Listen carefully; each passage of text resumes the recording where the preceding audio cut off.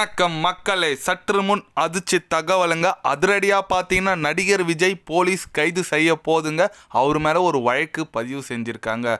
அதிரடியாக டிஎம்கே எடுத்த முடிவு, டிஎம்கேயோட ப்ரெஷர்னால போலீஸ் விஜயை கைது செய்ய போகிறதா தகவல்கள் வந்திருக்குங்க.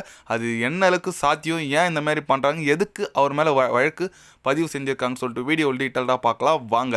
ஆமாங்க, இப்போ பார்த்தீங்கன்னா 2வது மாநில மாநாடு பார்த்தீங்கன்னா தாவேகா தமிழக வெற்றி கழகம் தலைவர் விஜய் பார்த்தீங்கன்னா நடத்தினார். அதில் பார்த்தீங்கன்னா ஒரு பவுன்சர் ஒரு இளைஞரை மேலே விஜய் பார்க்க ஏறி கட்டி பிடிக்க வரும்போது தூக்கி விசிறி அடித்தார். அது எல்லாருமே பார்க்குற மாதிரி இருந்துச்சு. எல்லார் மேலேயுமே ஒரு பார்வை இழுத்துச்சின்னு சொல்லலாம் அதை தூக்கி போகிறது. இப்போ பார்த்தீங்கன்னா நாங்கள் வீட்டில் இருக்கிற அவங்க அப்பா பார்த்தீங்கன்னா இப்போ விஜய் மேலே கம்ப்ளைண்ட் தர போகிறதா தகவல்கள் வந்திருக்குங்க.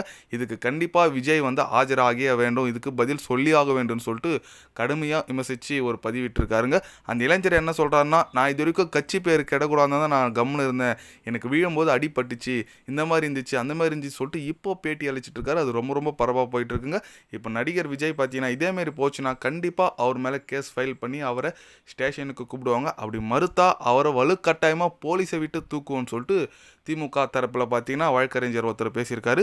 இது ரொம்ப ரொம்ப ஒரு பெரிய பெரிய விஷயங்க. ஏன்னா இயல்பு இதெல்லாம் நடக்கிறது பார்த்தீங்கன்னா எல்லாருமே விஜயை பார்க்க வர்றது, அது மேலே ஏறது எல்லாம் இயல்பு தான். அந்த பவுன்சர் அவரோட வேலையை அவர் பார்த்தாருன்னு சொல்லலாம். ஏன்னா விஜய்க்கு எதனா நடிகர் தலைவர் விஜய்க்கு எதனா ஆச்சுன்னா பதில் அவங்க தான் சொல்லி ஆகணும், என்ன பவுன்சர் என்ன பண்ணின்னு சொல்லிட்டு அவர் டிஸ்டர்ப் பண்ணக்கூடாதுன்னு சொல்லிட்டு அவர் பிடிச்சி போட்டார். தூக்கி போட்டுருக்கு தப்பு தான், பிடிச்சி தள்ளி விட்டுருக்கலாம்.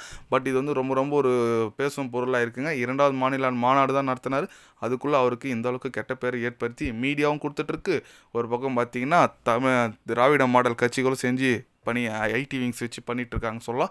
அதனால் பொறுத்து பார்க்கலாங்க என்ன மாதிரி முடிவுகள் வருது, என்ன மாதிரி ஒரு இதுக்கு எப்படி சந்திக்கிறாரு, வழக்கறிஞரை எப்படி வச்சு எப்படி கேஸ் நடத்த போகிறாரு சொல்லிட்டு நம்ம பொறுத்து பார்க்கணும். ஏன்னா ஒரு பவுன்சர் மேலே கேஸ் போட்டாலும் பரவாயில்ல, அவர் தான் தூக்கி போட்டார் சொல்லிட்டு நடிகர் விஜய் அவர் மேலே ஏன் கேஸ் போட்டாங்கன்னு தெரியல.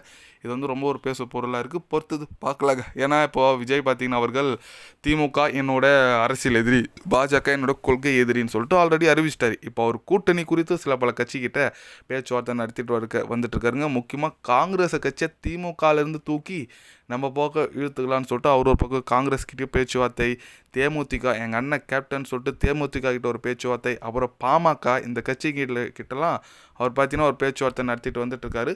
பொறுத்து பார்க்கலாங்க எந்தெந்த கட்சிகள் எப்போ கூட்டணி வருதுன்னு சொல்லிட்டு நம்ம வெயிட் பண்ணி தான் பார்க்கணும். நீங்கள் சொல்லுங்கள், விஜய் மேலே புகார் அடிச்சிருக்காங்க, கேஸ் போட்டிருக்காங்க, அது குறித்து உங்களோட கருத்துக்கள் சரியா தவறா மறக்காமல் கமெண்டில் கொஞ்சம் சொல்லுங்கள்.